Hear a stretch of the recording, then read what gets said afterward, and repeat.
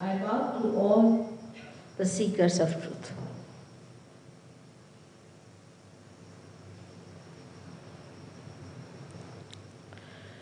Just now, Albert has very clearly described to you the mechanism that is within us, which works out our self-realization. There is a mechanism, no doubt. When we are in this room, we see so many lights, and there is a mechanism behind this. But what we do is to just switch on, and the lights are there. So the whole mechanism is already built within us through our evolutionary process. Now we have reached at a point when we have to achieve the result of the evolutionary process. In the West, people had the quest to find out outside this body. I would say that they tried to find out the knowledge about the tree of life. But when the life is found out from outside, you can go up to a point. And the tree can also grow up to a point. You have to go to your roots. This is the knowledge of our roots. Now, to say that it comes from India or it comes from a particular region is not true. India being an ancient country, of course, they have been able to go deep into it. But even in the Bible, you get sentences like, I will appear before you like tongues of flames. And these sentences really looks like tongues of flames. Then in the Quran also, it is there called as Asas, the Kundalini. It describes that you have to be connected with God. Otherwise, whatever you do in the name of God, you will become cruel and you will be disintegrated. It's clearly said. Same thing in any religion that you read, that you have to have your self-realization. Every religion has talked of the spirit. Every religion has said that you must find out your spirit. Now, when we are ignorant about the spirit, and there are so many people in the market, which I say as a guru shopping going on, people don't know what to expect and what to find. What is self, what is spirit, and why should we get it? As I said, it is the epitome of our evolution. That you have to become the spirit, and that is the truth, that you are the spirit. If you are the spirit, then you have to achieve that state. By this way or that way, that is your birthright, is born with you. That's why we call it Sahaja Yoga. Sahaja means Saha is with, Ja is born with you. That is the yoga, the union with the divine.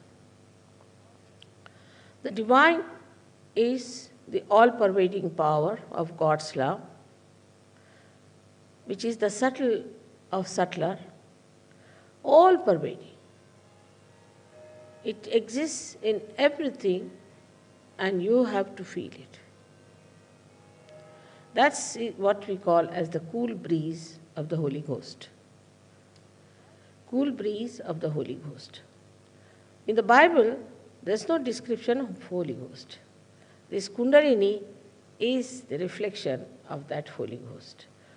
Holy Ghost is the desire of God. That's the power of God reflected within us as Holy Ghost, as Kundalini, in 3.5 coils, is our pure desire. All other desires that we have are impure. Because we have been desiring for this and that, economic laws are such that in general, wants are not satiable. Why? Because those wants are not pure. So, this is the power of Kundalini which resides in the triangular bone within yourself. Now, when I am telling all this to you, you should not have a blind faith about it, but it's an hypothesis. If you are a scientific person, or if you have a very logical mind, then you must understand that you should not close your mind. You should be with an open mind and see for yourself. If this proves, then it's all right. But you should not be a person who is cynical, who is already challenging me, because what I am doing is to give you what you have, is to tell you what you have, which is your property. It's your own. I have nothing to do with it as such, but I can't also help it without telling you. This Kundalini has to rise from its seat, which he has shown just now, which is residing in the triangular bone, called as sacrum.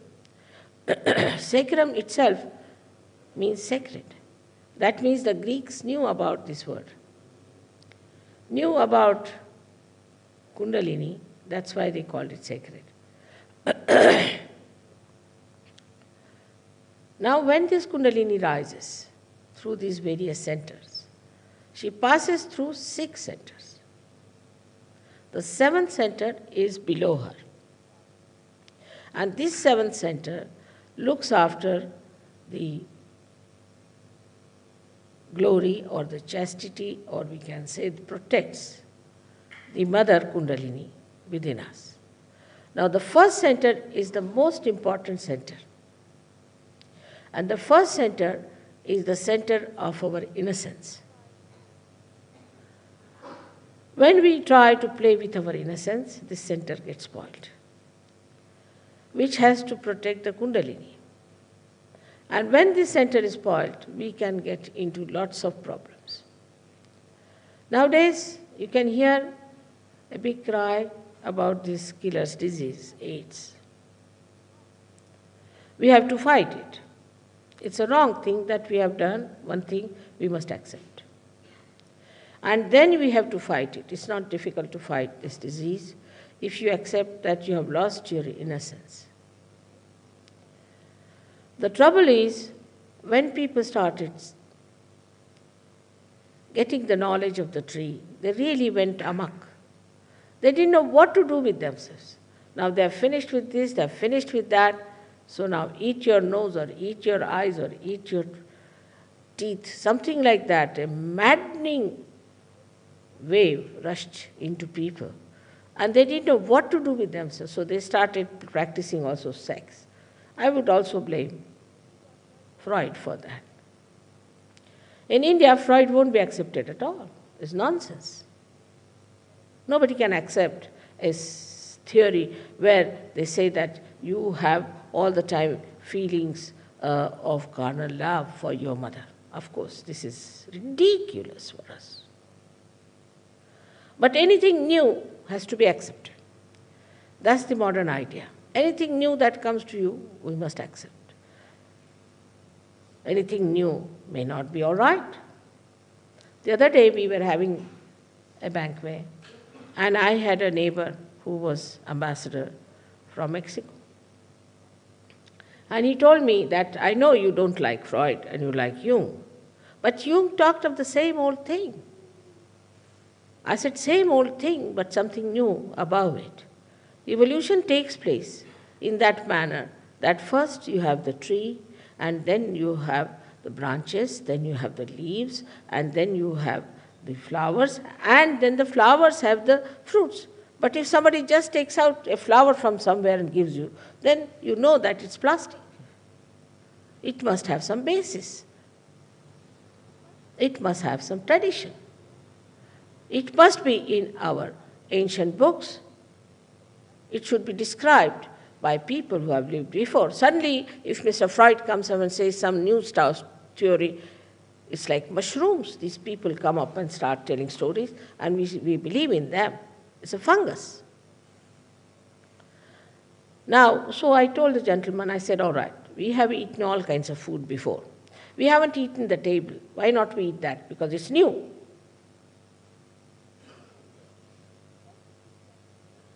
In the same way, everything that is new we started accepting. Because this is new, this is a new idea, we should get to it. And it's mad race, I tell you, it's a real mad race. All our attention goes to all these mad things. For example, now the fashions that have started. These are entrepreneurs who are materialists, who want to befool us. All the time changing one fashion to another to another. Now in England, you won't find anybody with any hair now left. Because poor things, they tried with this, that, and that. Lastly, they came to punks. And when I said, now to punks, then what? They said, Mother, you are out of date. Now it is all bald heads. This is what is. We are giving up all our sense, all our thoughts to somebody who is making us play like this. Materialism is for us. We are not for materialism. Matter is for us. We have to dominate this matter. All the time, the spirit is dominating the matter.